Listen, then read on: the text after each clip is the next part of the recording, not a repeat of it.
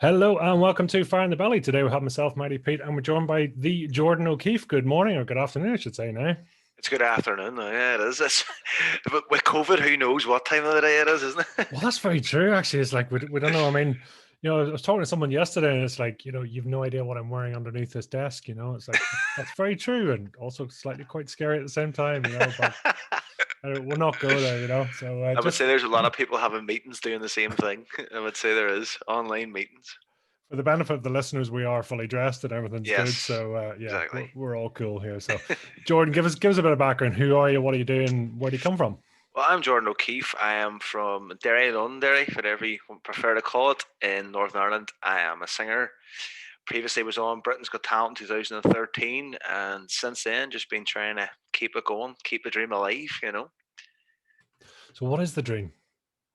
The dream changes quite often. So the dream whenever I was younger, the dream was to be the star and be on TV and have that feeling of what I thought X Factor, Britain's Got Talent, turn was all about. Being in arenas every night, but the downside to all that is you're well known, you'd be famous, and after experiencing a small amount of it, I kind of thought, I don't think this is for me.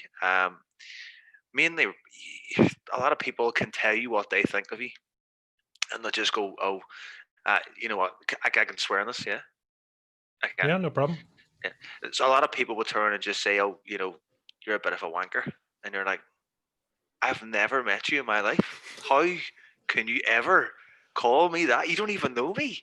But I've heard this and I've heard that. That's the problem where we live too. Sometimes in Northern Ireland, a lot of people would say, "Oh, I've met him, and he's." And so that it's changed over the years. That's what it was whenever I went on Britain's Got Talent. Whenever I started this journey, that's what it was all about. And now it's more just of just being successful. Having this having a life where I'm not really too worried about my financial situation. Being able to go wake up every day and be like, right, I'm loving what I'm doing. If that's in a studio recording, or if that's touring, or if it's making my own music, or if it's just seeing the kids. So it's trying to find a balance in my life, because I think that's what we all need: balance, to be happy. So that's the dream now: finding balance, and yeah, just being able to get up every day and smiling and enjoy it. So where are you right now in terms of balance? I mean, what state of? I would say I'm a bit far away from it. I'm just starting to get back into the music business again. So for years I was gigging in bars, which is a good way of building experience, and getting things, building your products, your vocal range, and working on your skill set. So I did that for a while, but now I've been releasing music and slowly breaking in. But I'm not naive. I know when you slowly break in, it's still another 3, 4 years away, maybe, from even getting to a stage where I'm like, right, I'm touring, I'm doing this, or so I'm getting there, but it's hard work. So, and that's another thing with the whole COVID thing. It starts putting it all back, and so it could be another 5 years, who knows? But it's slowly working on it, just progressing. Hmm. Oh, listen, fair play to you. I mean, there's a lot of Yeah, work goes into it, and probably a lot of stuff that people don't even see anyway and wouldn't even consider. But yeah. before we get into that, I mean, tell us what does Fire in the Belly mean to you? Fire in the belly means to me that I think I I always get a bit of fire in the belly whenever I watch somebody do so well, and I'm like, "You're slacking. What are you doing? You know what I mean? You should be doing that." And I watch people grow, and I'm sitting here doing pretty much nothing. And it's not that I'm doing nothing. I just have other things going on in my life, but I should also be dedicating some time to my craft, and I'm not. So when I see other people do well and I see other people progress, I'm thinking you should be doing the same thing, and it gets me going. Like last night, I lay in bed and I watched the guy's YouTube channel has just been growing and growing and growing, because he's been consistently putting out videos every week of him singing. And I'm like, if I had been doing that, maybe it might have helped work with me. But that gets me going. I think whenever I just see other people starting to progress, I think I need to be doing something with myself. So that gets me going. That gets me the fire in my belly. Hmm. I love that. I mean, it makes so much Yeah. sense. That just makes It, so much sense. And I mean, do you have fire in the belly? Do you regularly feel that? um, do you know what? What I put out a song there in April of this year, and I wasn't expecting much to happen. It was my first song of the year, so I was like, "This is my introduction into the music for the start of the year, and then I'll just keep progressing to put songs out for the rest of the year." So that came out, and the song went boom. It came out on a Thursday, and by Tuesday it was on Spotify's one of the biggest playlists they have, with like 1 million followers on it. I was getting phone calls from MCD, which is one of the biggest promoters in Ireland, and things just started to go boom. And it was like, oh my god, this is the song. Then reached 500,000 streams within like a couple of months. So that got me going. And then I was like, right, what's the next song? Let's get things happening.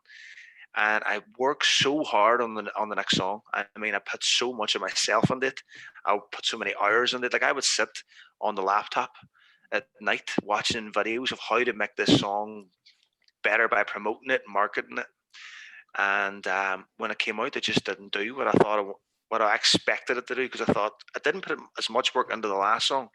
I'm going to put so much effort into this one, and it just didn't. It didn't run, and I don't know if that was a timing. I don't know if that was a song. I don't know what it was, but it just didn't work out. And after that, it caught me. It just I thought, oh my god, how could I have done so well with that one, and then this one putting so much effort and doing all the right things? How did it not really didn't flop? Because a lot of people enjoyed it, and that's the main thing when you're doing this. You want people to enjoy it and make them feel something. But I just think that it didn't do as well. It didn't. I wanted to propel me to another level, and it didn't, and that kind of hurt me a bit. And it kind of, I think always when you get hurt of things, it pushes you back. You get a bit scared. So I got a bit scared. I've kind of don't have the fire in the belly right now.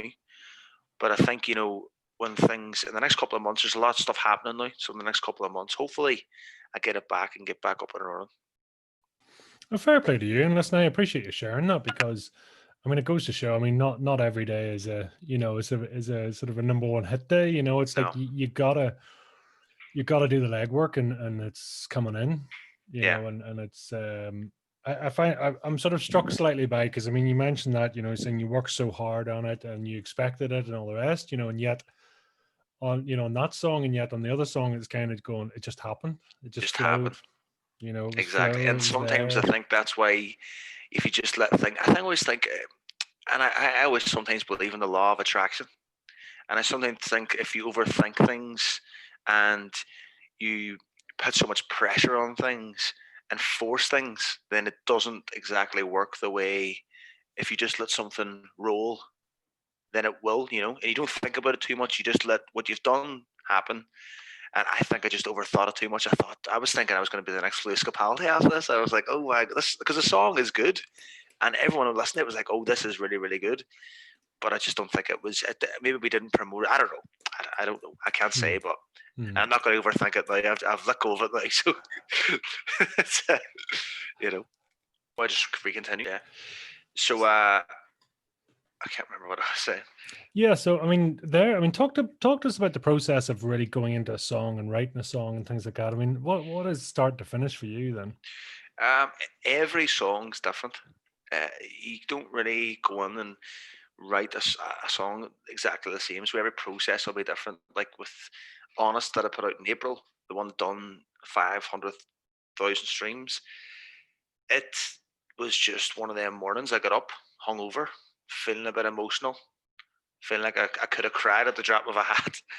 And I just started strumming the guitar, and I always there's always a couple of go-to chords. So I went to these chords, and but I just whatever I was feeling that day, these melodies came, and that felt great. And then just I progressed, and under the it just came, just bang, that was it. I think it took 20 minutes to write the song. That's why I didn't believe, right, this song could be anything special, because it took 20 minutes, and it did. And then with the other one part of our plan, I co-wrote it with a guy called Darrell Coyle. Darrell's a good songwriter, so that took a lot more time because this happened over COVID. He lived in Liverpool, I lived in Derry, and he's from Derry, but he lived over in Liverpool. So we were kind of talking every night. What should this be? What should that be? So that song kind of was more manufactured than it was more of a feeling of just writing it. Maybe that was one of the factors as why it didn't work. People probably didn't feel the same with that song the other. And then there's other times you just, you could sit down and jam with people. Like I had signed with Warner Brothers a couple of years ago, and I met a guy called John McGuire, and whenever we'd write, we'd just sit in the room together and just whatever you felt will come out. And we wrote a song about my granddad at one time. It was lovely, and it's every process is different. When you're in flow, I mean, is there times when you feel the flow? I mean, what is Oh it? yes, it's mad. I used to love Ed Sheeran. I still do love Ed Sheeran, but I mean, I used to love Ed Sheeran. I mean, he was my idol. I was like, oh, he was a holy grail of music to me. Um, and I used to watch a lot of his videos to try and learn his mindset and how he thought about things. And he made a very good statement, which always sticks to me. Writing songs is like a dirty tap. When you turn the tap on to start, you'll get all this shit water coming out. And then after a while, it'll start to become clear. You'll still get a bit of shit here and there that comes out because there's a lot of stuff on there, but you'll get mostly clear water. And that's like writing songs. It's like I say, if you go out and play golf and you're out and you're playing every week or every day, say, right? And every day you're playing, you're fantastic, but you take a break for maybe a month. Trying to get back in again is a bit hard. You know what I mean? Trying to get your swing back and your groove back. That's the same as writing songs, because when you're in the groove and you're constantly doing it, you're in this sort of bubble of writing good songs. And then when you take a wee break, it's sometimes hard, which I've done. So I know once I go back in, it's going to be a bit hard to get back into it. But you definitely get a flow, definitely. It's funny. I can't remember who said it. They talked about, sort of I write when I feel like writing, and Yeah, that just yeah. happens to be at 9 o'clock every morning.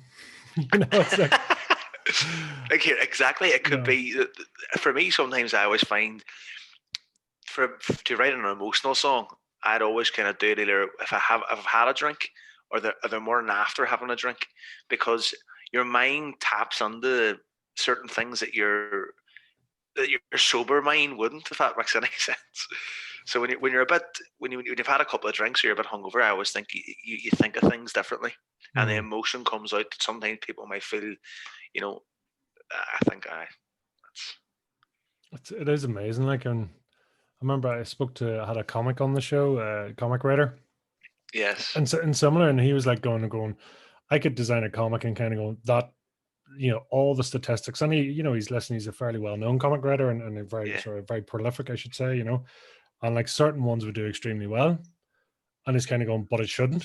And then there's other ones that really should do well, don't, and he's kind of going, pass. I really it's don't know. mad. It is. And that's the way I felt with the last two songs. You think this one's going to be great. It had everything to be a big song, and then you kind of look at it and think if Lewis Capaldi had put something together, it would have flown. But Lewis Capaldi's no, and I'm not. So but yeah, sometimes you look at it and go, that should have done well, and that one shouldn't have. And that's the joy of it, isn't it? You just have to just keep writing and doing whatever. And I've always heard an expression: if you throw enough shit at the wall, something's going to stick. So that's what you need to keep doing, isn't it? Again, I said that comic guy, and I was fascinated by his process, and Yeah. so he would have 3 books. So his challenge for next year is to write a book every month. Yes. And it's like, right, okay, and you sort of go, okay, and he sort of, and the discipline for him is he will write 5,000 words a day, he will edit Right. 10,000 words, and he will read 20,000 words. A day. A day. Fair play to him. That's the good thing to stick with. I had something similar this year, and I had projections, I had goals at the start of the year, which I think you need to have. Absolutely. You need to have goals. But once COVID hit, I think everything just went. But I think that's a very good way of, especially when you're doing what he's doing, you need to sit down and do that sort of thing.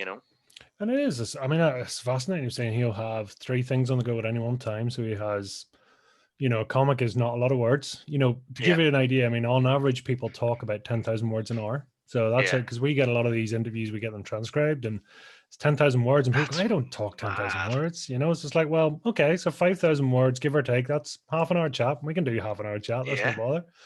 And But he was saying he'll have 3 books. So one will be a comic, so it's not a lot of script, but then he'll Yeah. have like a medium, so almost like a self-help book, kind of a sort of fairly easy, and then he'll have a novel which has a script, that has a whole agenda, plot, and all the rest. So he'll be working on 3 things depending on his mood and where he's at. And I, Amazing. I was just I was struck by the methodology of it. And That it's is that, and that's you must have a very strong mindset there. To be able to go, right, this is what's going to happen, and sticking to it is the key of that. Is he going to release a book every month? Yeah, that's the plan. So he's Oh like my 21 god! comics out already, and he has books out, and there's a lot going on, and he works 7 to 1, and that's it. And he says he had to do that because Just just seven in over the the morning to years 1 o'clock in the in afternoon. the morning afternoon. Jesus, Yeah. in And he the said, afternoon. Yeah. and he does that for his own mindset. He has to. He was saying because, especially in the comic world, so he'll put a lot of stuff on Kickstarter. Yeah. And so he'll put on they're going to release this, and so they'll pre-fund the comic. He says, and this is where his little devil comes out, and it's only made this, and this hasn't happened, and this, and they feel this, and Yeah. they think that, and it's even success too, because he was saying one of his comics might get $20,000 or $25,000, and he's going, that's not good.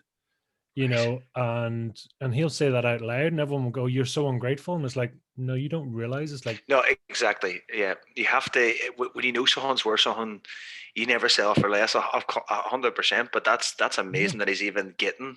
yeah. That's he's at a good stage in his career there. Like, And you said it early on. Is the thing is he can't like the people around him is like kind of going, everyone's got an opinion, but nobody else has written 20 plus comics. Nobody else is writing books. Nobody else is doing this. So yeah, he actually struggles to bounce off other people. In fact, it actually deflects him whenever he bounces off somebody. It potentially sends him off on a spin. So yeah. it's crazy. And I just, sorry, I mean, I'm sort of banged on about No, that no, a no, wee no. bit, but I No, just, it was, I like to talk about that too, and I think for him doing the 7 o'clock to 1 o'clock is also very good because it sets you up for the day, and you've got your work out of the way, so you've got the rest of the day to do whatever you may please.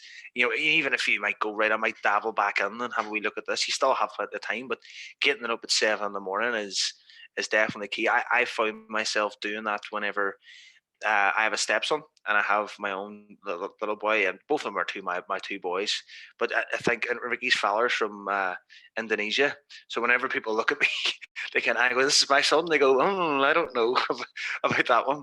But so he was going to school, and every morning I was up, getting ready, getting him ready, and that set me up for the day. And then I would go down, do a bit of music, and now that this isn't happening because COVID's happened, and you're like, right, I'll just wake up a bit later. The kids are both sleeping. I'll get up a bit later. And I think having that getting up early, getting it out of the way is definitely key, big time. Do you do something similar? I it's funny how you get into it. I now get up, so I have a reading group every morning, so typically Right. at 5:30, because I'm not a big reader. I'm a Yeah. huge listener, so that's, again, I just learned I was dyslexic and one thing and another. Hmm. But if you're getting up at 5:30 to sort of read with other people, you might only read 10 pages, but you know what? Through COVID, through all this, we've flown through like 4 or 5 fairly heavy duty Books. self-development books and things like that. And it's astounding what happens if you just do a little bit every day. And That it's like, sounds. That sounds. See, that's my problem at the moment.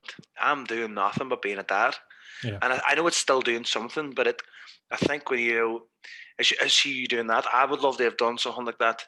But then my problem is then sometimes I probably wouldn't wake up at 5:30 in the morning. Then I would let people down. They'd be going, "Oh, Jordan hasn't showed up again." That typical Jordan. So that's something I would love to do. I think at the moment in my life, I'm not ready to be there. What age would you be now? I am 40. You're No, 40? sorry, I'm 41. 41. See, Sorry, I yeah. didn't think you were 41. I thought you were in your 30s. See, I'm 26, and I don't know. I always kind of put my age to things.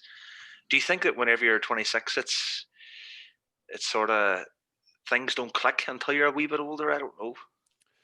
J- It's interesting you ask this question. So, there's on the horizon.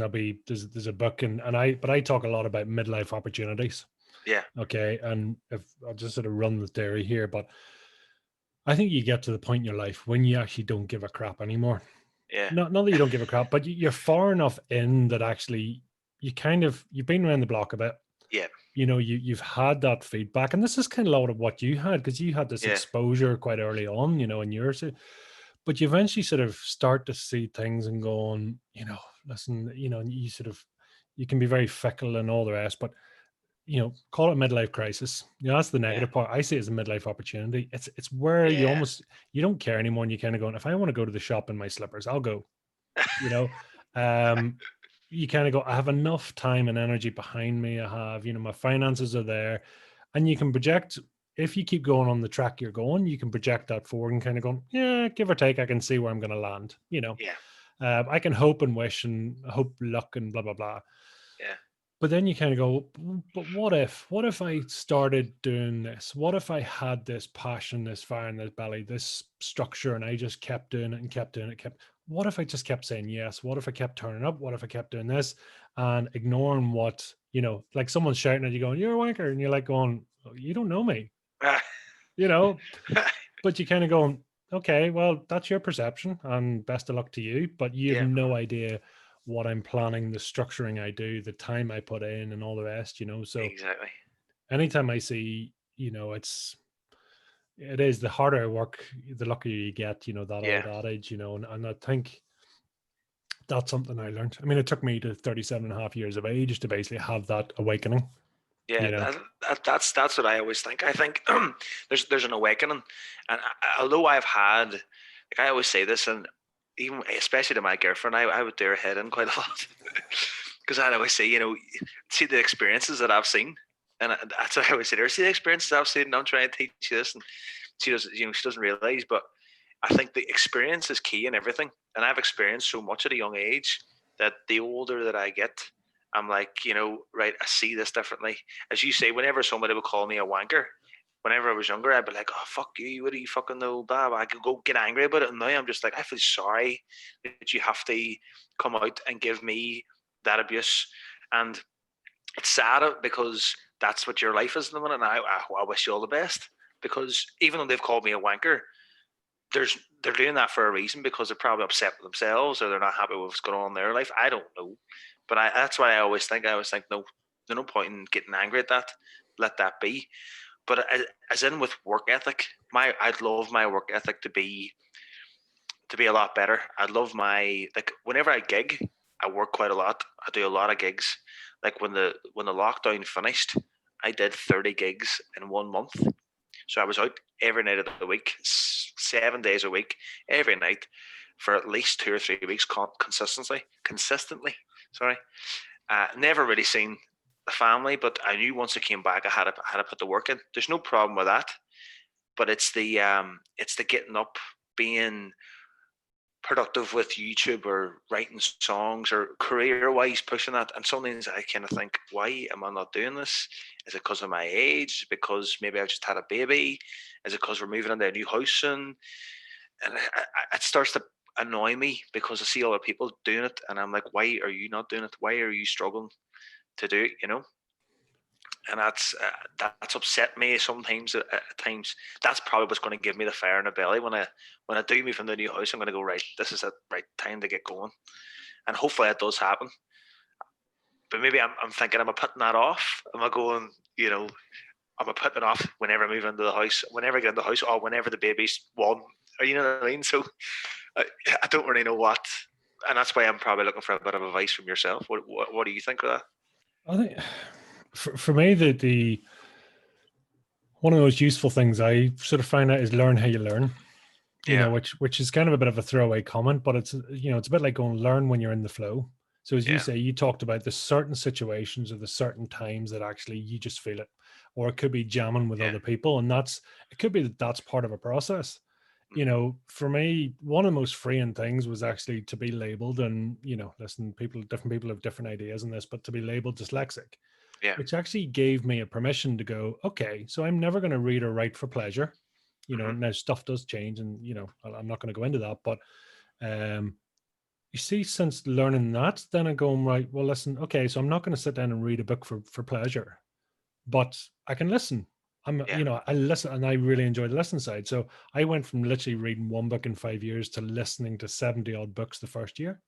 And That's suddenly brilliant. it was like, wow, suddenly it's a whole different ball game, That's and a fire in the belly. it kind of is, and suddenly Uh, it's inspiring. You hear other things, and but it's not only that. You sort of go, okay, what am I going to do? It's like, who do I bounce off here? Nobody else yeah. has had your experience. That's what you've seen, and that's such a key word you've talked about there is experience. And Yeah. I call it whatever you want. I just happened to be listening to something this morning, and they talk about, only like experiences all happen within you. Yeah. You can't, the only time there's ever, so if something happens, you bring it in and you see it inside you and you feel it inside you. You see it inside you, you take it on inside you, feel, and so you can't have an experience outside of yourself, Yeah. which is kind of, I'm kind of going, that's a bit nuts actually when you think about it, right? That's like, So you kind of go, okay, well, what am I bringing inside me? What do I feel passionate about? yeah. And amazingly, when people talk about it and saying, well, whenever you have like a near death experience or something else, when potentially Yeah. the experience comes outside of you, Yeah. that's like a moment of just that's like Wow. mind-blowing awakening, Yeah. So um I think if you're immersed in books, I think if you're immersed in songs, learning lessons, etc., Yeah. after a while your brain just kind of goes, that's just the way we think, isn't it? Yeah, it Yeah. must be, because that's just all I'm hearing. Exactly. Constantly, constantly, constantly, Yeah. It's an um, obsession with things too, isn't it? I think when you become obsessed with something, that's whenever it becomes your sort of life's work, sort of. But see, you're talking about experience. Um, I used to love, right, and this is going to sound quite bizarre. I used to love going into the bar, about any bar, if it was in Galway, Dublin, and just sit and chat to older men. Do you know what I mean? And not in that way. I'm very much straight, but sit and talk to older men just to get life experiences from them, because men in their 60s or their 70s or their 80s have seen so much more than I have, and I think you want to learn from people at that age, because I think when you get to 80, you know what I mean, and you're sitting and you've seen it all, you've done it all, but you wish you would have known then what you when you were younger, you know what I mean? And that's it's the beauty of life, but it's also the sad thing of life, because you live this life to get to the end of it and go, right, I've kind of seen as much as I can, and that's it. But I used to love going on and just chatting to people and getting different aspects of life and how they see life. And I think it's always about experiences too, isn't it? You want to just learn as much as you can. it is, and but it is funny. Like the more you learn and the more you do, actually, the more you learn, the more you realize you don't know. And it is, a wise person says very little because they just sit there and going, yeah, okay, you've got your opinion. Yep. I've seen 50 different ways this can happen and all the rest, and gee, this is life. Let's just suck it in and Yeah. breathe it in, and how we choose to take it on. Yeah. That's something, and but as you say, I mean, it sounds like you're almost like a bit of an old soul. You sort of enjoy that connection to sort of people outside of your own age. Does that make Uh, sense? Big time. Yeah. I see. Ever since I was young, I never really ran about with people. I did have friends my own age, Hmm. but people I would mostly run about with would have been a lot older. And I think that's maybe helped me with my maturity or my outlook on life, because I've seen so much running about with older people, or hearing what they've said or what they've done, and experiencing different things at a younger age that most people at my age would not have experienced. And I just what I want to do is I want to be a knowledgeable person. I want to be able to sit when I'm roughly around your age, and then know what I'm doing, and know that, because I think that's when life really begins. Whenever you get there around 40, that's what I've been told. I don't know, but that's what I've been told, and I think I want to get to that. You're disagreeing there, eh? Well, life begins when you choose. Oh, That that's a good one. You see, that's the thing, because it doesn't have to be a time. I've spoken to people and life began at 20. I spoke Yeah, to a 17-year-old true. ornithologist from Australia. He is the Aye. most switched on guy I've ever met, and it's kind of going, who the hell are you at 17? 17, like, You know it's mad, isn't it? Though. I think. Go ahead. what I was going to say. The only thing that disturbs me is, and just funny you tap on that, and is Yeah, there's nothing. I suspect probably only about 20 to 25% of people ever actually feel the fire in their belly and they live by it. Yeah, And that's the one thing that makes me sad. yeah, You know, and it's like you talk about your songs, you talk about passion, you're talking about that love, you know, the work ethic and what you love to do. yeah. So many people don't feel that, or they don't ever get to express it. And that is sad. Um, I think, well, I don't really know how to put it. You know, when you're seeing you're saying about the fire in the belly there, and you're saying 25% of the people, would you say that I'd have a fire in my belly? Absolutely. Do you think so? Yeah. You I, use love language there. So we talk about, things I love to do. I love doing this. I love doing that. You know, life yeah, experiences. That to me is all what I would call love language. yeah, And your passion, and you can't help it. Your energy yeah, level shifts up as you do it. yeah, Same your song. You just feel it. So the way yeah, you described your first song, that you talked about, and you yeah, talked about feeling it, you talked about flow, and then the sort of the manufactured song, for want of a better, you yeah, talked about it being hard, you talked about it being expected. yeah, So it's kind of going, what comes across is kind of going, the sooner you get out of your own way and accept yourself, yeah. when that That's a, happens. I think you're right. I think that's one thing whenever I talk about fire in the belly, I would sit here now and be like, oh, I don't feel like I have a fire in my belly. I think maybe it's a small fire. It's not, it's building as time goes on. But I would love to be just you know feeling a lot better about how things are going. But maybe and then whenever I talk about whenever you get life at 40 begins and stuff like that, I also spoke to another guy up in Belfast that was at one of the Think events, and he says, you've plenty of time until you're 30 because you'll make a lot of mistakes until you're 30. And then after that, that's when he thought life begins. That's when he says life begins. So I'm always kind of going, right, I think I've more time in myself now, and maybe about 30. And then, maybe I'll be more proactive or whatever. But I want to be now, and I just don't know when the time is. I'm always putting it off. I'm always kind of going, no, we'll be doing this whenever this happens. The time is now.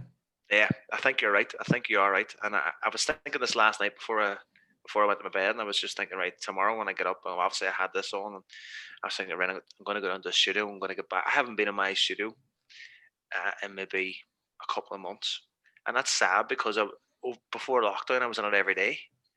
You know what I mean? And I was up straight. I would leave home to school, go straight down to the studio, and it's a bit sad that I'm not now. But It's not sad because you are where you're supposed to be. uh, Sometimes it's like having the timeouts happen for a reason, and it could be yeah, just that actually that it annoys you enough that suddenly when you kind of go, right, I want to take a day off, and you kind of go, nope, look what happened when I took time off, or when exactly. external factors or other people's opinions affected me. Yeah, So that suddenly is your thing. You say is sad, sort of patterns you recognize in yourself or whatever. You kind of go, that's my fuel, that's my yeah, reason why I got to do exactly. what I do, structure it and all the rest. Seeing every, I always think too. Seeing every say fire in the belly, I almost feel sometimes, whenever I start to get like this, I actually feel like there is a fire. You know what I mean? You feel it through your arms. It's weird. It's a weird feeling, but it's like it almost makes you want to just get up. Like so I'd be lying in the bed, but it happens at the worst times. 10:30 at night, they're watching the video, and they're like, "You just want to get out here. I just want to get up and do something." But I can understand. And that's why I want to feel all the time. I want to feel like that every day I wake up. I want to feel like, right, get out of the bed. I'm ready to go. And I think at this moment in time, I'm not there yet. But I would say the more and more I keep thinking about it and get my head around it. And I always think too, though, see whenever something big happens in your life, especially with me, it takes me a while to get my head around it. Do you know what I mean? So see, whenever COVID happened and the lockdown happened, it took me 2 weeks to kind of go, right, this has happened. Why has it happened? And I would overthink it all. And then after that's gone, then I'm back at it again. But the problem with right now is it's lockdown, back out of lockdown, back into lockdown. And you're kind of going, what the fuck's going on? So it's maybe that's a problem too. I don't know. How are you finding the whole COVID situation? I don't. It's really hard, and we kind of talk. Listen, I've not had the sort of the virus in my sort of circle. Yeah. Like anyone, I think when there's change or something like that, the initial reaction is sort of panic. It's rabbit in the Yeah. headlights of going, Oh, yeah. guys, what is this? But you do the old sense check, when you fall off a horse or something happens, the first thing you do, right? No, still got 2 arms, still got 2 legs. Okay, Yeah. that's a bit sore. I think we're okay. Yeah. So you get that initial shock, but anything after that is your choice. Yeah. So um we like typically interviews for us always happened in person, and we sort Yes. of it's just it was a different interview type and all the rest. The loads we would do sort of one a week, and there was all the rest. Yeah. Since now, so we on average will be doing 12 to 15 interviews a week now, Right. with people all over the world. Right. There's literally I've a chapter in a book coming out literally within the next 2 weeks. I have my own book coming. There's TED Talk coming up. There's 50 other things, and it's just eye-watering the amount of momentum that's going on, Yes. because it's just been going, and people are going, gee, really, should you be doing that many interviews a day and all the rest? And you kind of going, do you know what? But you love If it. Oh, that's the thing, it's like talking to you. I mean, I could feel your passion. I Yeah. can feel, and I sort of take that on, kind of, oh God, I feel, Yes, exactly. It gives you home back. yeah, you feel good, and you kind of go, right, well, if I do that 4 or 5 times a day, I'm coming away and I'm buzzing. I'm sitting there going, awesome, Exactly. uh, Exactly. and so you do that often enough, and again, like a muscle, like anything else, eventually, for yourself, going to the Yeah. studio, having that structure, having those goals, having those routines, Yeah. you do it often enough, and I mean, you suddenly start moving mountains, and people go, how do you do that? And it's kind of going, well, okay, no different to someone saying that, sort of Rory McIlroy or Tiger Woods are lucky. You kind of going, okay, yeah, fair enough, he is lucky, but Yeah. he also was it lucky that he's been doing this for his entire life? Yeah. Exactly. Hundreds of thousands of shots, the A lot of hard work. coaches, mentors, structure, Yeah. bad days, good days, howling Fitness. went, The amount of hard work goes into all that. so it's going, yeah, I'm lucky. It's like, it's a lifetime of Exactly. everything, really, so You also hear the expression too in our and the business is always overnight success. mhm, mhm. And everyone always says, I'm the only overnight success it took 10 years to make, And that is the way it works. Like, do you ever hear Rag and Bone Man, Yeah. singer? So he came out, and I remember a lot of people saying, oh, he just came out of nowhere. As if he just poof bang and he was just this superstar. And you're like, that's not how it works, man. There's years of him probably grinding through a scene in London that we would never see because we live in Northern Ireland, but a lot of people in London would see. And then he's been probably signed and bang. But it's a lot of hard work that goes into it, and that's why you're never lucky. But it's great that you've got so much going on. I wish I would have that, but then sometimes I don't know if I could. I don't know. I don't know if I could fucking handle it. I don't know. It would be, but it's good to have so much on. Like, I would love that. That's sad. But it's kind of going, if that's your energy source, Yeah, it's a bit exactly. like, you know, it's a mixture. And again, I've sort of gone through several things, but you're Yeah, kind of going, no, nobody else is going to turn up for me. This is me. It's like, if I want yeah. something, and it's going the extra mile, it's going the extra 20%. So instead of doing one interview a day, I do two. If I do two, I do four. If I do four, because at one point you're going, I couldn't do 5 in a day. And now it's Aye. kind of going, it's possible. Yeah, it's pushing You've things. built it. But you're sitting there and you're relentless, and everyone else is going, yeah, we put out one podcast a week. And I'm going, well, we put out 3 a week. And Aye. also we're filling up a YouTube channel rapidly. I have so much content, and it's awesome, and it's fantastic Brilliant, man. content, and we're kind of, I'm pushing and trying to, go further and faster and all the And do rest. you have a schedule? So every day so whenever you sit down, would you sit down on a Sunday and go, right, this is my schedule this week?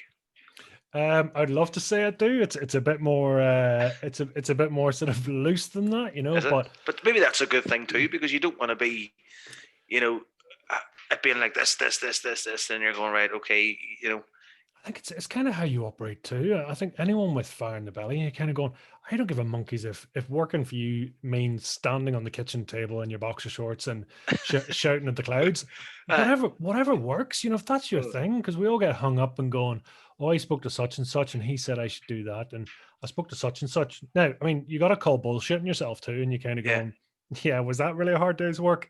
I know uh, you're tired and you think you've worked hard, but let's call a spade here. uh, But vice versa, you kind of go, right, okay, if I surround myself with positive people that are here, Yeah. I've got my structured pieces. So we are either reading groups, or you're immersing yourself in other people's sounds or conversations, and eventually you kind of going, I feel inspired. Okay. Why do I Yeah. feel inspired? I've been talking to the old man in the pub. I've been talking to somebody else, and suddenly going, that's great, and I don't know, as you were talking there, something shot into my head. Is kind of going, and the way you mentioned it's like "You Are My Son," Aye. which was actually almost kind of going, that's like a cool song title, Aye. Ah, that's the way you ah, even that's just, it. and but that's flowing out of you all the Yeah. time. But it's Exactly. listening long enough to go, I trust myself, and you know what, Yeah. that was said for a reason, and that was, we're in the right place. Yeah, 100%. No, I think so. That would be a bad song title. "You Are My Son." That's a good one. I'll have to sit down and think. And it's another thing too. I was going to say is, see your space that you live in. Now, see, we have, obviously, I was saying about the two kids. We're living in a two-bedroom flat now. We've been here for the last 2 years while there's a house we're building a house, and that's what we're moving into now, and we're finally getting there. But it's been taking so long to get there. Now, obviously, we had another baby. He's now coming one, so we've been living in this space, but there's not enough space here, if that makes sense. So I think that affects me sometimes as a person, to be, because when you get up in the morning, you end up having to clean more than, you know what I mean? Because there's so much going on around you. You're like, right, this is here, this is here, this is here. My studio's down in my dad's garage, and so then almost kind of find, right, I have to go down here and get keys off him to go in. And but whenever we move into this new house, I'm going to have my own garage with my own studio in it. So I think when I wake up in the morning, it's like, right, get the kids their breakfast. Moina can look after them. I go out into my studio, and then that's me. You know what I mean? So maybe I'm hoping that might get the fire back in the belly, because you don't have to get up, go down to my dad, torture him for his keys for his guys to sit there, and then if he hasn't turned the heating on, you're going, man, get the heating on. You know, I mean, there's so much to it than there is just getting up in your own house, going out to your guys, and just sitting and creating stuff. And I'm just hoping that in the next couple of weeks, when that happens, then bang, that's me back to where I was before lockdown. You know, so hopefully that gives me my fire in the belly, and then I can write the song "You Are My Son." That's You I'm know, also going to call bullshit on you, to be honest with you, as well. why? I think, it's like when this happens, when that happens, Yes, I know. That's you're what I living mean. in the now. It's like kind of going, Yeah, okay, you look at the positive side, so living in a flat, yeah, and with your son and all that, and you kind of going, yeah, you got to clean up, and it's like, okay, so I've four kids, I have three kids under four, so yeah. Oh, you're the same. You're in the same boat. so yeah, listen, we've been, and I feel your Yeah. pain, and it's like, Uh, um, but a smaller, a sort of an apartment or somewhere where you live, and you kind of going, yeah, you got to clean up, but then it's going, yeah, but then there's nothing around you, it's clean. That's your whole yeah. environment. So if it was a bigger house, you would just hide it, or you just have more stuff, That's what you I mean. know, and it's More like, stories to put stuff away. That's what I mean. There's yeah, prams. See, one of the things I hate is I walk into my Enrique. He's 7. His bedroom is just cluttered and stuff. yeah, And I'm almost feeling like it's unfair to him, because you walk in and Mateo's prams in there, and the washing's in there, and you're like, this is a kid's bedroom. He's got nothing in here. So you spend most of the day trying to clean that. And I do think you're right. It is absolute bullshit for me to turn around and say, look, I'll wait until I get into the new house. But there's so many aspects to it all. I think, see this new space, see my dad's garage, it almost looks like, I know you're shaking your head out, you're going, why are you making up excuses? you're coming back with the buts, but yeah, but this when this happens, but I'll tell you what I'll do a YouTube video tomorrow, and I'll tag you in it. but no, I mean, listen, it's not. That's not, and not to say, listen, when we're in nice space and all the rest, we do get creative Yeah, environments and all the that's rest, that that's what I think what it means you know, but to at the me. same time, you kind of go, and, everything you have is inside you. That's the Yeah, beautiful part about this, and it's like, you know, that song, You Are My Son, is in there. I know it's already in there. yeah, You've just told me, and that's all I've done is just write down what you've just said, yeah, and that doesn't be, sometimes it can be from a point of pain. It yeah, could be, you and how many million other peoples are struggling right now. Well, there you Yeah, go. That's a message. That's a passion, and kind of going, I am where I am. I'm frustrated, but actually, you know, live for the now, and there's so much going on, and trying to be. Um, yeah, but listen, we have an internet connection, we have Zoom, you can talk to people all around the world if you choose to. yeah, You can choose to connect in with positive people at zero cost, or sorry, internet cost plus Zoom cost, yeah. so the choice is there, so people say, oh, well, if and when and all the rest, and you can surround yourself with like-minded people, you connect with people, you can, the price of a podcast, the cost of printing a book is £4. I think you've cut out there. Oh, so I just dropped a wee bit, No, did I? I think it says my internet connection's unstable. It shouldn't be though. No, it's all right. It's fine now. It's fine now. Cool. So, but yeah, I mean, listen, you can, for buttons, you can start a podcast and you can meet every Yeah. new musician out there, passionate musicians, whatever it is, you I know. think that's one of my. To be honest, last year I wanted to go into so many other things. I wanted to do cooking. I love cooking, so I wanted to start doing cooking videos. And it's not that I wouldn't be bad at it. Like how I actually learned how to cook. You'll love this. So I met you. Melina was up at the event and Think Network, so you would have had a glimpse. I don't know if he's met, but I met Melina 5 years ago, 5 and a bit years ago. And before I met Melina, I went on a date with a woman, but I brought her around to the house and I got red wine and I was making fajitas. So I bought this fajita kit and I got everything else for it. And I just sat there and I realized I was like, I don't have a fucking clue what I'm doing. I don't know how to cook. Don't know what's happening. So what I did then was she had to cook it for me. So she ended up cooking the fajitas. I'm sitting there getting pissed because I felt so bad that I couldn't make a dinner for a woman. And then I met Melina, and I remember at night time I would just sit and I would watch videos, and obviously because I sang late at night, at times I wouldn't be getting to sleep to 3 or 4 in the morning, and then wouldn't be waking up to maybe about 12 or 1 the next day. So during that time, I would sit up to like maybe it'd be like 1 o'clock in the morning, and I'd be like, right, I really want to cook for this woman. So I went to Tesco's and I would buy like ingredients to make like a carbonara, and I would make everything from scratch, and I would cook it, eat it, go nah, straight in the bin, and I would do this over and over and over again until I went right. That's a good carbonara, and that's how I learned how to cook. Every dish was the same, and then I wanted to do cooking, so that was my next thing. And then I wanted to do a podcast, and then I wanted to do this and do that. And then I remember I met a guy, and he went, "What you need to be doing is just do music." It's actually Nico, Nico who owns Pride and Pinion. Nico said to me, "Mate, just do music for now. Just get your love for music going." And he was the guy that actually created a bit of a fire in the belly for me at the time because I was struggling. I was kind of thinking, what am I doing? I don't know what I'm doing. And he goes, "I want you to go home tonight and I want you to do a live stream. I want you to go on live stream to your fans, and then I want you to do YouTube videos."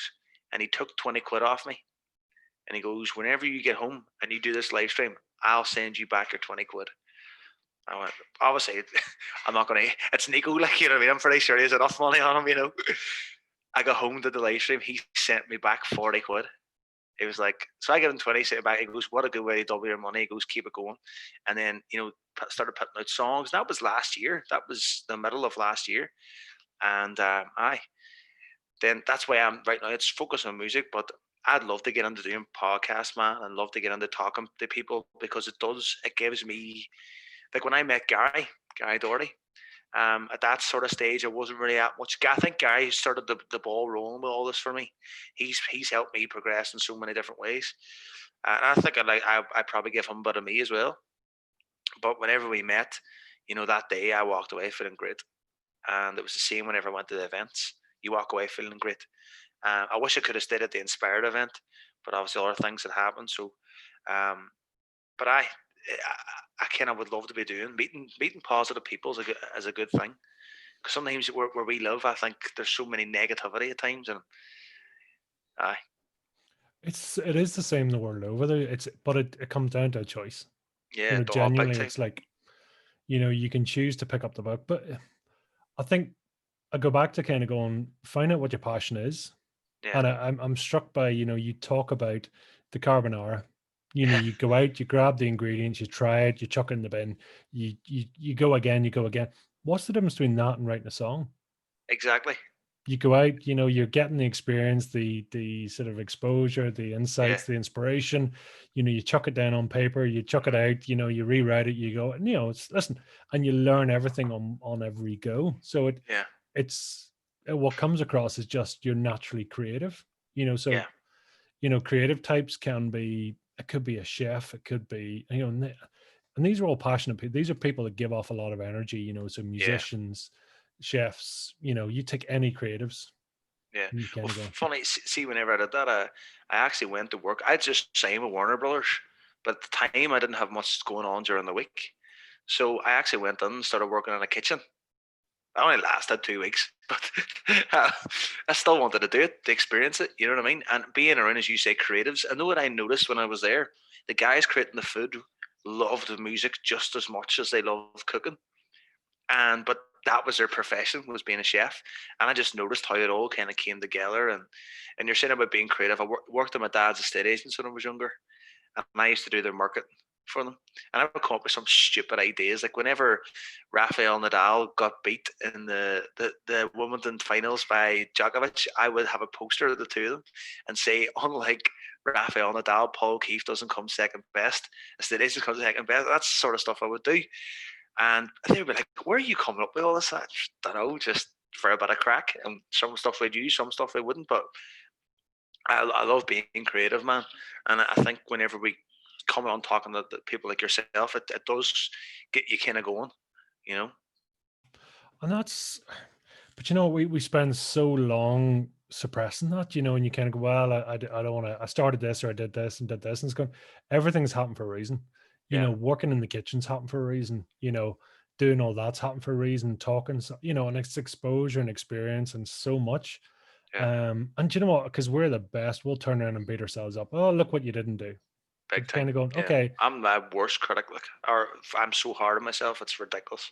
but I think you almost, if you take it from an outside perspective and you kind of go, okay, so why, let's just look at this, without judgment or whatever, and saying, I started this, but actually I didn't follow through. Yeah, And it could be actually going, do you know what? Because actually that didn't actually resonate with me. I yeah, kind of thought I liked the idea of it, but actually that bit wasn't for me. yeah, And when you start doing that, you kind of go on, do you know what? When I understand myself that I've done certain things for certain reasons, and if I understand the logic, that's the yeah, true me. You're sort of going, okay, it's like, oh, I'd love to do this, and kind of going, no. There's a principle called ikigai. I don't know if you've ever heard of it. It's a Japanese principle. no, But it talks, I mean, you've different things. So there's certain things you're just naturally very good at.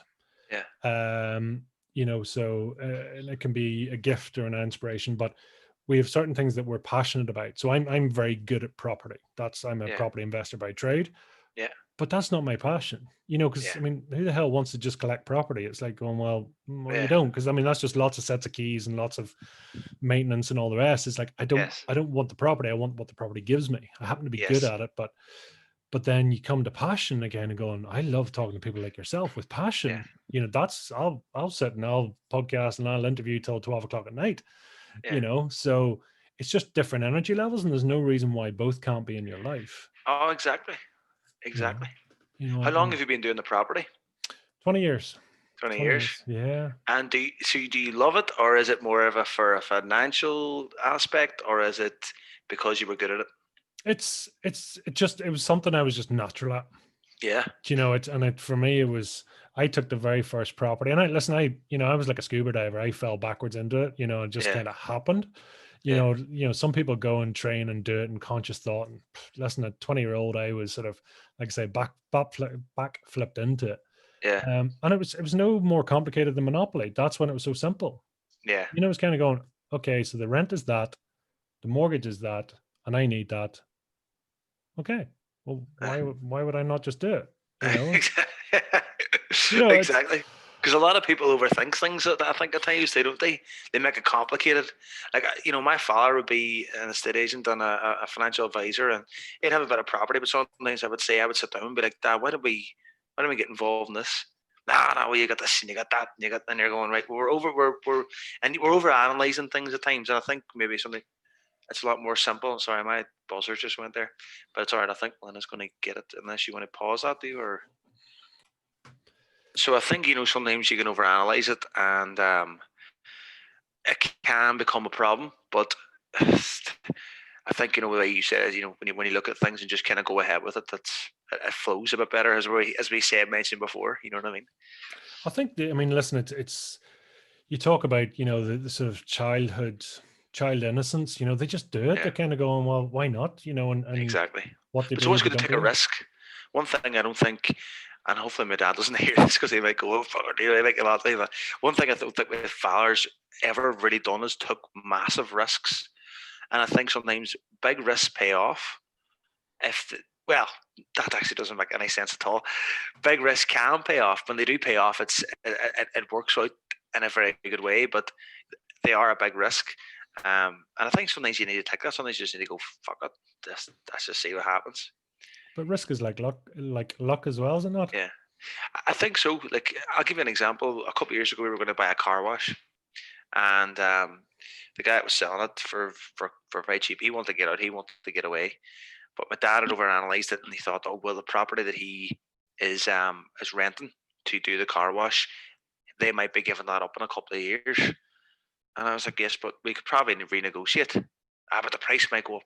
But sure, if we're making good money, that was it. That was the end of it. There was no conversation about it. Now, to be fair, the car wash is gone now, so it might have not worked. But then I also think if I had been there and I actually knew the guy that owned the property that would have been renting where the car wash was off, we could have had a conversation and went, look, we're doing well. Well, if you want to up the rent a wee bit, bang, bang, bang, whatever. But no, it just was never meant to be, and that's fine. I'm all right with it. But Listen, you know, sometimes good things don't happen so that great things can happen. exactly. Maybe if I had been too involved in the car wash, the music might not have happened. Who knows? Exactly. It could have been that actually, the deal worked or didn't work or whatever. Listen, there's 50 million reasons what ifs. Yeah. But when you celebrate each thing, kind of going, okay, I accept that. That's there, and sort of move with Yeah. that. But I think if you know where your passions come from, you learn how you learn. And it's like some people learn by immersion. You go and Yeah. work in the kitchen, or it could be that actually you can sit in a quiet room with a book, or you need to talk to people.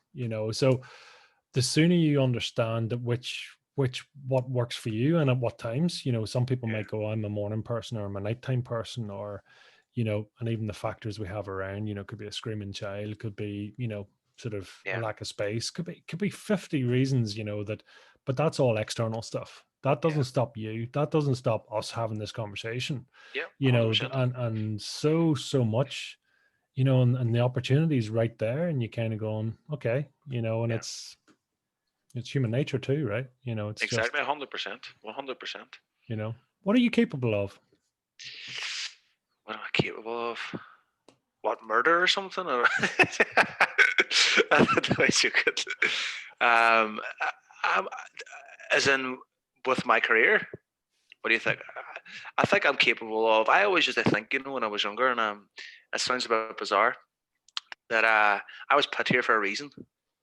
You know what I mean? I always thought, right, I don't know what it was. I just thought always when I was younger, I think the older I get, it probably disappears from me. But when I was younger, I always thought I'm here for a reason. There's just so many mad things I would have done. Like I told a story up at Think Inspired that whenever I was younger, I would come in to the house. My mum's friends would all be downstairs, and I would never tell them I'm doing this. I would just do it without them knowing. I would go up, get my mum's red leather jacket, my dad's fedora, like a glove that would be in there, a pair of black trousers, white socks, and a pair of black sort of shoes. And I would come down and do Michael Jackson in the living room. But I would like do the full routine. I would have watched it for hours and came down and done the full routine.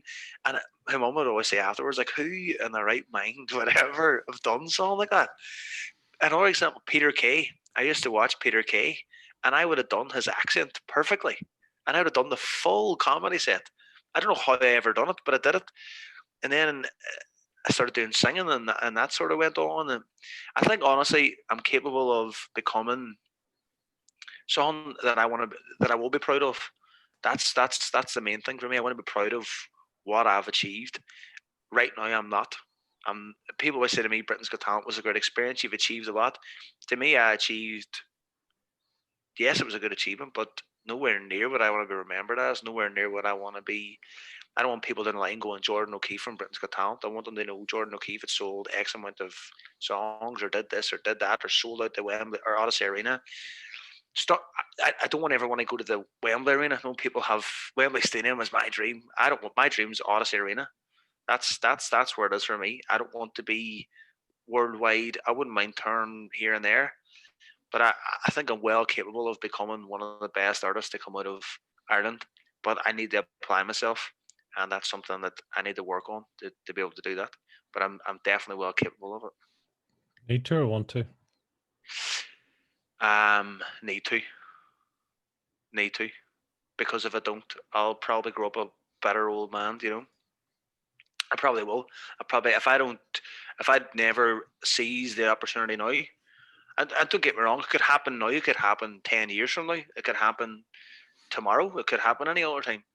But if I sat at 60 or 50 years of age, sitting going, why did I never do that? Why did I never put the hard work in? Because I know I have a talent there. It's the hard work that needs to progress and become better. It's a very strong and sometimes moving question. Is Yeah. will you in 1 year's time thank you for what you're doing today? Yeah. Will you in 5 years' time thank you for what you're doing today? That's a very good way to think about it. Probably not right now at this moment in time. No, but I know myself. I need to make a change, and it's trying to get to that. Another thing that I would find difficult for me is I love to have a drink, and sometimes I find that when I feel good about myself, I'll go right. Oh, I'll have a wee beer tonight. Sometimes then when I have a beer, it's not. It depends on my mood. Sometimes I can have a couple of beers and be like, right, that's me done. I'm going to bed. But sometimes I have a couple of beers and I'm like, no, I want to have 10 more beers. And that becomes a bit of a problem. And I think with this lockdown, it gives you so much more opportunity to do that. But then again, as I said, it's always in your head. I think it's always in your. But I'm in a bit of a rut at the minute, going, well, there's not much else to be at, so might as well get a case of beer and watch the football tonight. When I should be going, no, I probably should be doing a live stream to people so they can, watch me sing live, or do a YouTube video so they can watch that. And that's where I need to go from now. It's been a week now nearly since the lockdowns happened again here. All over Northern Ireland. Actually, we're all sort of in lockdown. Not lockdown, but we're in. I can't really work. I can't do much of that. But I think once that happens again, I think and I just need to get back in the swing of things. I actually couldn't tell you if we're in lockdown or not. I have no idea. I don't watch TV. I don't watch radio. Oh, do you not? No, I don't buy newspapers. Well, that's a very good thing. That's one thing that I come to my mum and dad and they're like, "Oh, have you seen this?" Or, I think the news is so. It's they're not giving you false information almost at times. I don't watch it. I don't listen to it at all. Listen, opinions like ourselves, we all have one. Exactly. That's what a quote. But that's Love the that thing. quote. You gotta, listen to every newspaper, everything, and it's put in a certain way to grab. Do you not think the older generation is worse for that though? I think the younger generation is starting to understand it. Like my mum and dad, they buy the newspapers, watch the news every night, 6 o'clock. Like they have to watch the news at 6 o'clock. It's like, and I'm like, why? Why listen to fucking people tell you what you should be thinking? It's just a whole pile of shit. Mm-hmm. And you're reading newspapers and you're listening to fucking stories and this and that. Anybody in that newspaper could go, this happened, and you read it and you go, fuck, that happened. And how do you know what happened? How do we know? We don't, but it's just the way it is. I actually, that puts a fire in my belly. I get annoyed about all that. I very rarely watch the news. I'm the same as you. I only watch it probably for about football news, and that's about it. But the rest of it just is all a pile of crap to me. You're hearing about Trump and you're hearing about all this, and I'm just like, there's so much of it. But you take, for example, listen, we're all in this together. That's the thing. So how many hundreds of thousands of musicians, composers, writers, chefs are there around the world that are sitting here going, what can I do? Well, Ah, here's an opportunity going, everyone's like sitting fish. It's, yeah. ducks in a Do barrel. You're what? kind of going, well, why not speak to them? Talk to them about their creativity, talk about their process. Yeah, I think you're right. I think It's you're right. that doesn't take a fancy house, doesn't take it takes an internet connection, it takes a camera and it takes a It's not for the fancy house for me. I think it's more the space. I think I like to have a nice creative space where I could sit down with somebody and feel comfortable. I hate bringing people to my father's house because my father's very protective of his house. So if I brought somebody around, like he wouldn't let me have a beer in his garage, he'd be like, "No, no alcohol up there. Don't want it." And I understand that. Yes, it's your house. He doesn't like it. That's fine. But I want to be able to, if I had someone round in my house or we did it like this or whatever, just have a very chilled out environment. I still could do it over this, but I wouldn't be that smart to do it. But I would love to have people around, someone around to the house in the garage, crack open a beer, and let's just talk about what's happening. And yes, 2 meters apart, whatever, but just have a chat about what's happening. And maybe you're right. I need to kind of sharpen up what I'm doing. Like it's and I'm curious about, the sort of what do you get, having the beer, what does that mean for you? What I don't know. It makes me feel. I just love the. I guess I've been drinking since I was from a young age. I think I was one of them kids that during the summer holidays I would go to the park and with a bottle of Frosty Jacks and come home legless. But they were great memories. Do you know what I mean? And I think as the older I get, I drink. I probably took my drinking to a very bad stage after Britain's Got Talent. I abused it, where I never really abused it before. It was just a bit of crack for me, going out and having fun. And then it got bad for me after Britain's Got Talent. Now it's not that bad. It's just more of I enjoy the feeling of when I have a beer, I open up a lot more. So I could talk about things more freely. I could probably not give a flying fuck about what I think. You know what I mean? I'm probably just going, this is what I feel, and um, I also think it sometimes opens creativity for me. I am creative sober, of course, but sometimes I can be a lot more creative. Probably stupidly creative. I'll probably be talking about opening up a pizzeria or something, but but I that's I think it. I don't know. I enjoy it. I enjoy a wee beer. Do you enjoy a beer? no. You don't drink? I no I do. I mean, for me, Guinness, the price I pay is not worth it. Yeah, you are right. That is very true too. That's a good And way of thinking it's of it. and it's kind of going. And do you know what's funny? You're right, because most of my outgoings, I would never spend that much money on stuff like clothes. Oh, I wouldn't buy clothes. Very rarely, but I would spend 30 quid a week more on hmm. on alcohol, which is when you think about that, a bit embarrassing. It's but what sort of comes across, it's like when you were dressing up like Michael Jackson, Aye, you felt it. aye, exactly. You didn't think what other people were thinking, That's and true. you've used it in your own words there. You're But saying, you use the drink to feel, not to think, yeah, you know. I think I lost a bit of myself.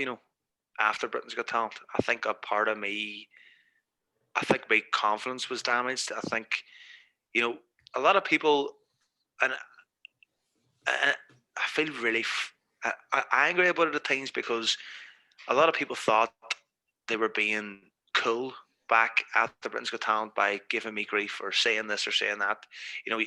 Sometimes I would go through some of Twitter comments and there'd be a fucking some fella from God knows where in Belfast being like, "Oh, met Jordan OKeefe last night and this and that," and he's ha ha ha, and all his friends are liking it. Oh, they're all jumping on, and I'm like, you would read that and you think, why does people want to actually make me feel like that? I don't get it. I don't understand why people actually get the enjoyment out of making people feel that small.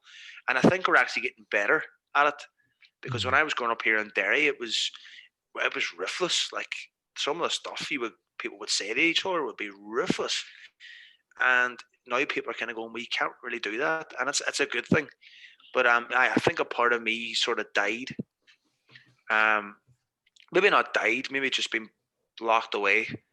That the confidence is gone and that young boy that would have came out and had the confidence to do Michael Jackson, or one time I actually came down and did Robbie Williams Rock DJ and a pair of briefs with a tiger on the front when I was about 6.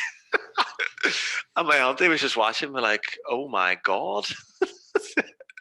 Was it Rock DJ? I think it might have been, I don't know. I need to watch the video again. But, I would never in a million years have the confidence to do that now. And it's sad in a way, but Why not? something. Why is it sad? No, why would you not have the confidence? Because that's you. You're one and the same person. I don't think. I think I'd be scared of past experiences. I think I'd be scared of what people would say, and that's probably a bad thing. And it is a bad thing.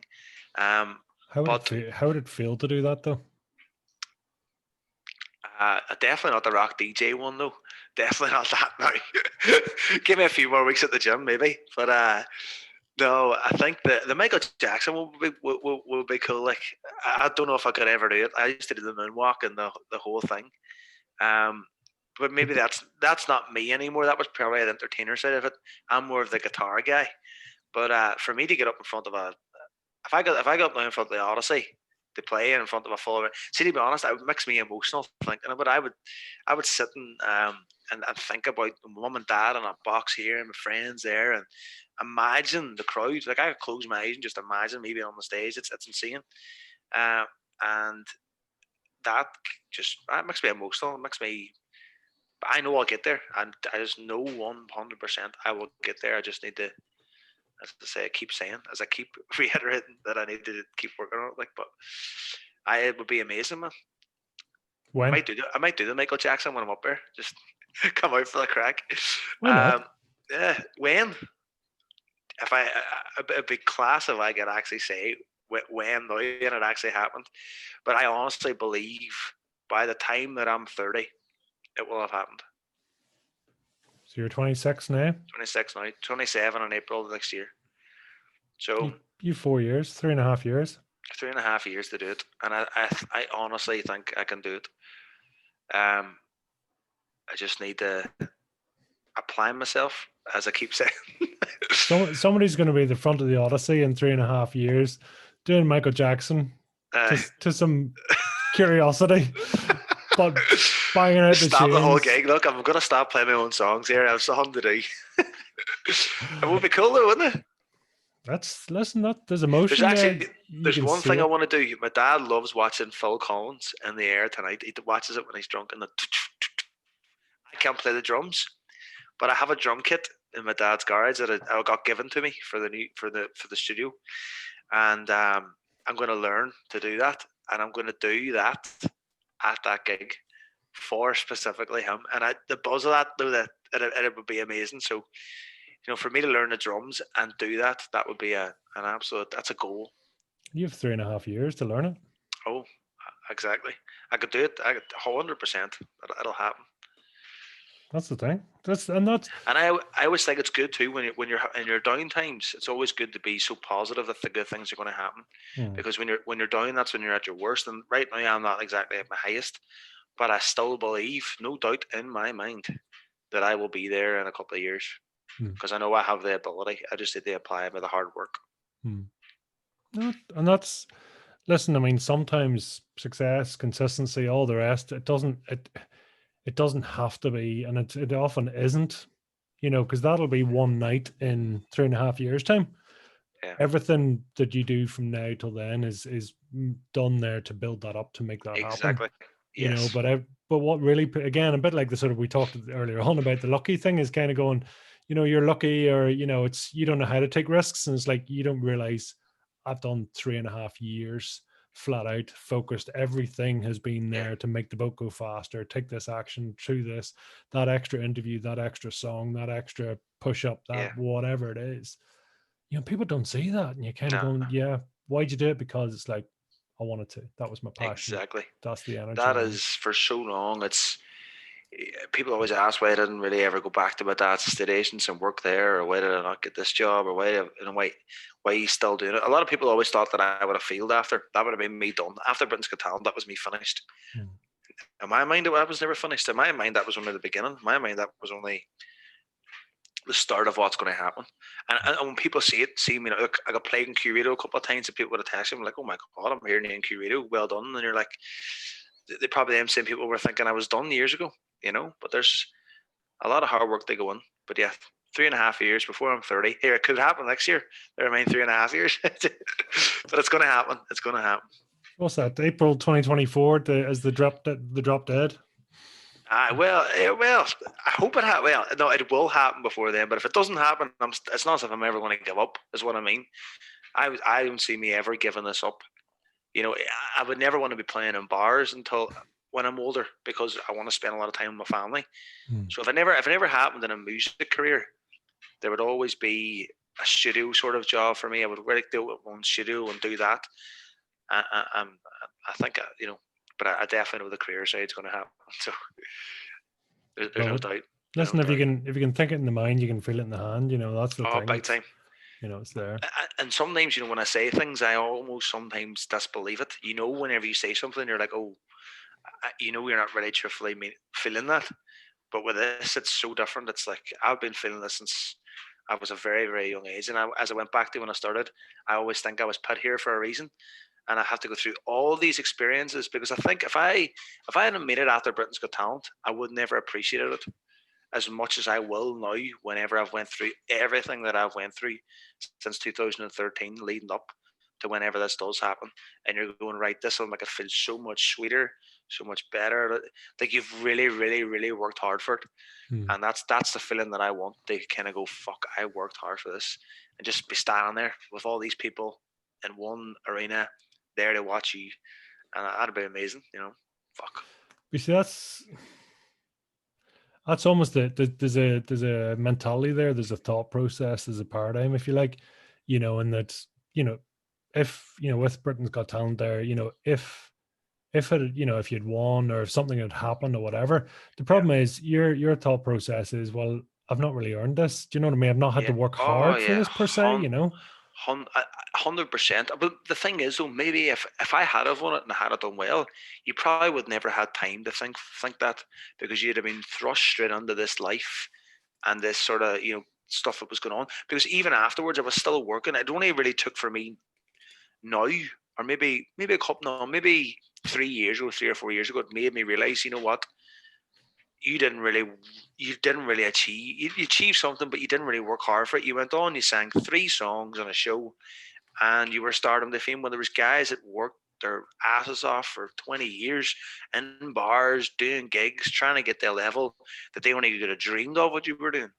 And you only sang 3 songs. And by the way, at that time, I didn't even think I was good enough. I definitely didn't have a product to sell. I was just there for the heartthrob of the show. And that, it's all different now. I'm not a heartthrob anymore. I'm a 26-year-old father who just loves writing songs. So, and there's a lot of hard work that's went into it, and that's the beauty of it all, I think. But it is, again, I come back to, you talk about you just went there and you just did it, and it's just 3 songs, but yeah. It could be 33 songs, it could be 1 song, it could be 2 beats. Yeah. It doesn't, it's the fact that you just did it. Yeah, you didn't think about it, you didn't hang yourself up about it, you didn't pretense expect it, nothing else. And you know what? Before that, I auditioned a couple of times before. I actually know Niall Horan from One Direction. I was in the crowd with him at X Factor. There's a video of him actually there singing, and I'm standing right behind him. And I didn't really speak to him much, but I played his guitar and stuff. And he went on then to become obviously one of the biggest stars in the world. That got a fire in the belly for me whenever I was younger. And then I went on an audition for Britain's Got Talent in Liverpool. Never worked out. And at that time, I was like, oh, this is the time. This is going to happen. Never worked out. And then the time it did work out, I just went up to Belfast, auditioned, and got a phone call back. And I was like, right, okay, you're going to be on the show. So mad, but that's how it all happened. And you're right, it is only, I'm saying it's only 3 songs. There was a lot of hard work that went into it, yes, but I don't think I was ready. And I think them shows kind of use you for that sort of thing. They have the comedy, the magician, the heartstrings for other people, but then they have like the heartthrob sort of where all the girls are going to vote and all this, and that's what I was that year, which is, hey, pretty cool. Maybe that's why I got so much grief, But yeah, I think now is it's all a lot different now. But it is. I mean, you take somebody, as you say, you sort of normal plodding away day to day, doing what they do, and that's fine, and successfully building themselves up. You expose them to this, frankly, just out of this world experience, Yeah. and then you sort of go right, spot back out again, and chuck back into normal life, and Oh yeah, that's a hard. it's just like, what the hell just happened? And see, the thing is, they don't really prepare you for it. I was lied to quite a lot too, because there was a guy that worked there who was Simon Coyle's right hand man, and he told us after the show that he was gonna sign me up and he would look after me and don't worry about it, it's all good. And we went to a party that night and it was great. It was one of them things you're like, oh my god, this is really starting to take off. I came home after that and sat in the house and played FIFA for 2 days with the curtains closed. With no phone call, nothing. And you're just like, how the fuck did this happen? I was playing on TV. I was sitting with Ed Sheeran fucking 4 days ago. I'm now sitting in the house. I was playing the fucking TV to 15 odd million people in the final of one of the biggest shows in the country. And now I'm just sitting here. And it was just, that's whenever I probably turned to alcohol. I think that's the drop. Kind of went, right, I can't deal with this. And I knew the familiar feeling of taking alcohol. It would make you not think about it and feel different. And that's just whenever I went, boom. And I went out quite a lot. And that sort of spiraled me out a bit of a control. And I think that's sad because I'm probably not the only one that's ever happened to. I'm almost certain it's not. And although them shows can help, there's a lot of people there that don't get they don't ever show the people that it's affected badly, and that's why you'll never ever hear Britain's Got Talent ever mention me ever on any of their ever shows they could talk about, or any of the singers that ever came on or anything like that. They'll never ever mention me because that's me out of it because of the way I probably reacted to it all. Whereas the people that did well, you'll hear about them all the time, and it's a sad sort of thing. But that's reality TV, you know. I mean, that's the thing. And funny, there's a lot on at the moment, the sort of social media Yeah, or the social dilemma on Netflix, and there's a lot going on there, how it's basically you are the price, you are yeah, the product, yeah, and you sort of go, God, I'm so lucky and all this. And it's gonna go on, you are the product. Just bear yeah, that in mind. It's like people, there for a reason, yeah. and there's so much there. But Well, that's the sad thing too about them shows is they turn around and you know every year there's someone different. So that year I was a heartthrob. Next year they have another heartthrob. Next year they have another heartthrob, and next year they have another magician. And after that, you're just a rolling sort of thing. And if they don't see that talent and you, they take you where they they want you to be, because it's all about where they want you to be. It's not about where you want to be. It's really up to them. If they don't take you, then hey, bye bye, all the best. But I would love to be able to prove them all wrong. and listen, do you know what? It's for every one yes, there's 100 no's, and Oh yeah, listen, for all those no's, it's going to be I'm not good enough. yeah. Do you know what I Oh mean? yeah, And people are going to play that, and I'm not good enough for this, and I tried this and failed, or I got there and turned down. yeah. And when you sort of run it down, you're kind of going, boy, oh boy, A lot of people ask me too about the show. They always say, would you recommend I go on it? And I'm like, I'm in two minds, really, because don't get me wrong, I had a great time on that show. I'm not saying the show's a bad show. The people that I met there were fantastic. A lot of the backroom staff, like the runners and people that I went on the video, like when you done the vignettes and stuff like that, all them people, I loved them. They were brilliant, and I spent a lot of good times with them. But I think it's the aftermath of it all, because once that show finishes, they don't have the time. They go, right, what about E Jordan down in Derry in Northern Ireland? Because they're thinking, what about Joe from London next year? Do you know what I mean? So they're straight back on to what's going to happen next year. It's all right. So Do you ever see that moment in Sky News whenever the kids the kids come on, the guys talking? That's some scary kids happens here. No, anyway, so that's the problem. That's the problem with it, and I find that people always say to me, "Well, would you advise you go on the show?" If I'd advise you to go on the show, if you're mentally strong, but if you're going on that show to look for happiness or look for something inside you to make you feel better about yourself, don't do it. Work on it yourself. Do YouTube videos, progress yourself, and then you'll become that. That's my way of thinking of it. But if you want to go on the show for a bit of crack, go on ahead.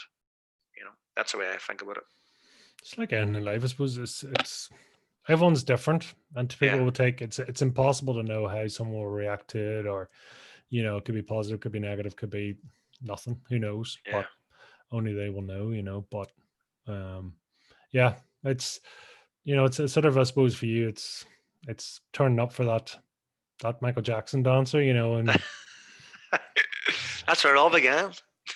listen, that's an awesome thing to be, and kind of going, yeah, stuff will happen in between, and Yeah, trying to explain the experiences. No, it is impossible to explain the experience you had, and for people to actually properly comprehend, yeah, but at the same time, that's history. It's moved on, life's moved on, and exactly. I think one thing too is letting go.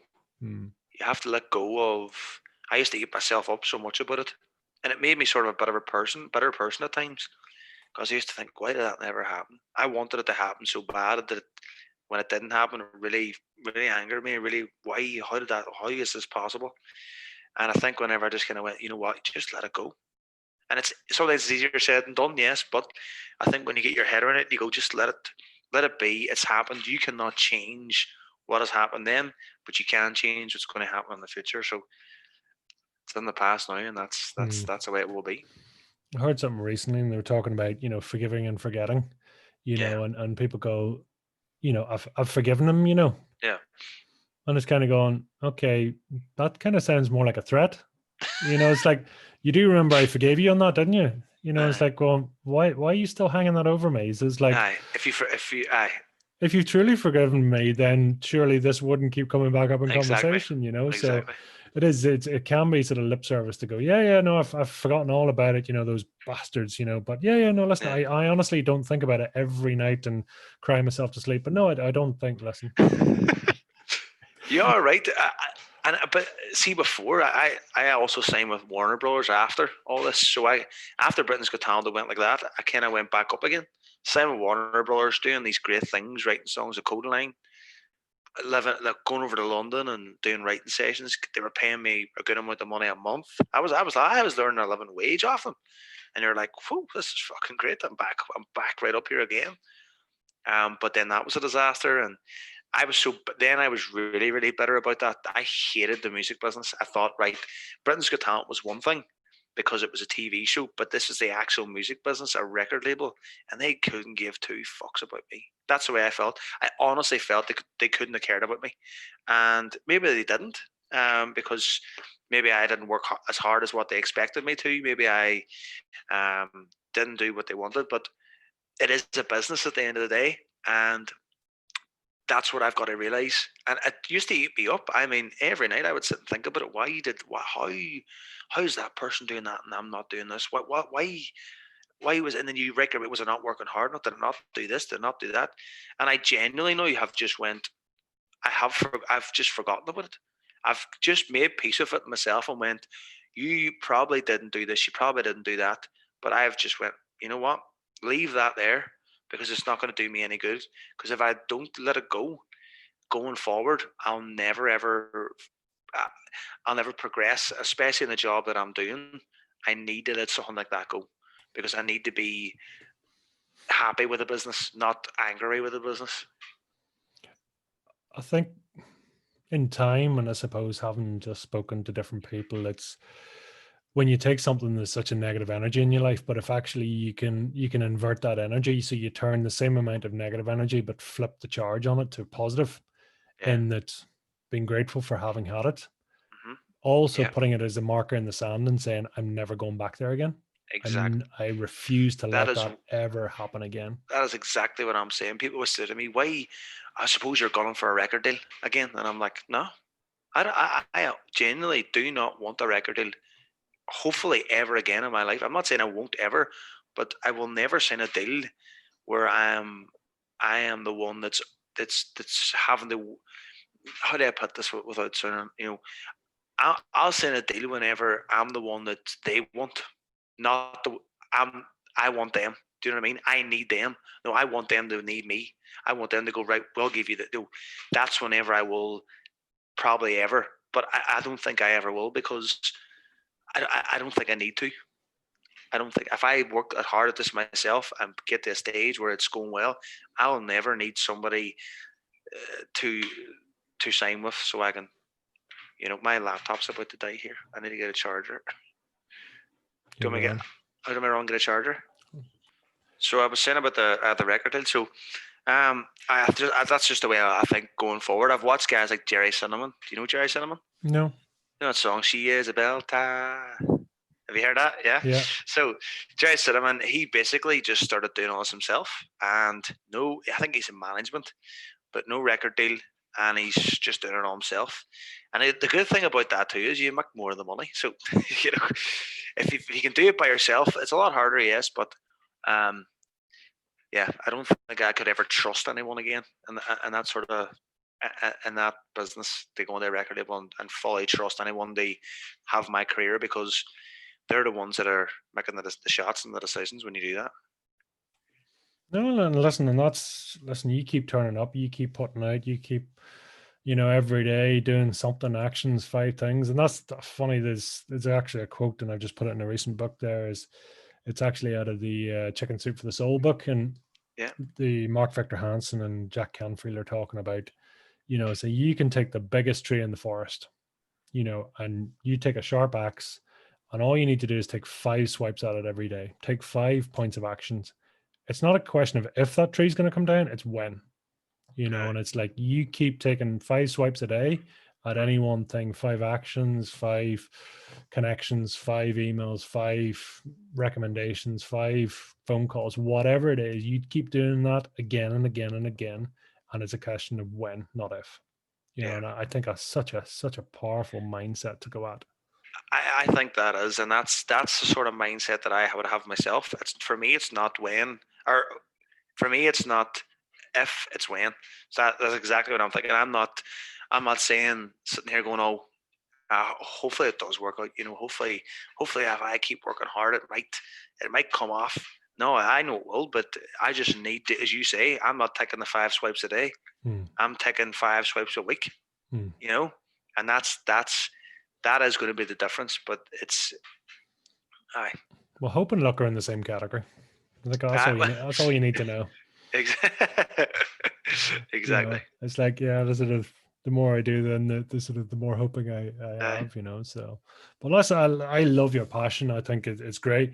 You're raw, and I thank you for your vulnerability there as well, because I think that says a lot. And I know, listen, 2024 Odyssey, here we go. Listen, that's great, but it's genuine. I think it's, as you say, it's going to take hard work, but it's worth it. It's there. It's you and the Michael Jackson. It's you bashing. It's something I'm willing to do. And that's, to me, that's what Fire in the Belly is. It's kind of going, when you're, you talk to anyone with passion, and it could be about anything. It could be about playing the drums. It could be about knitting tea cozies, and it's just kind of they're relentless. They just kind of, and you sort of go, why are you doing this? It's kind of going, it's my passion. It's my purpose. It's my being. I keep going when everyone else has stopped. Everyone else has said, I'm nuts. The problem is nobody around you is actually in the same position. Nobody else can tell you what it looks like, feels like. Only you can go, I just know. You just trust me that I know, that trust me that I it's going to happen, but like I say, there's nobody there can lead you but yourself. And you just got to go, I've got to go what feels right for me. And 100%.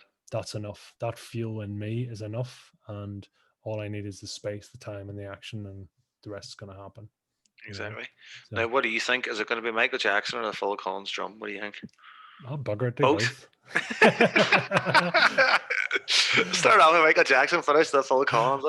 I think you could be your own warm-up act. Sort of put yourself in disguise, and come on as the warm-up guy. As the what do you call it? It'd be hilarious, wouldn't it? Yeah, it's like as everyone's sort of going, "Oh, that was kind of cool." Yeah, and it's like going, actually, I've already been on stage. I was Michael Jackson. Yeah, We're giving away the plot now. It's like exactly. We'll cut that one out. Didn't happen. Nah. But it's also it was Michael the Phil Collins in the ape suit as well. You know, wasn't Phil Collins. You know, so the Caprizad. But yeah, no, it's awesome. You know, Brilliant. Listen, if you were to summarize Fire in the Belly for you, what's your Fire in the Belly in like 1 or 2 words?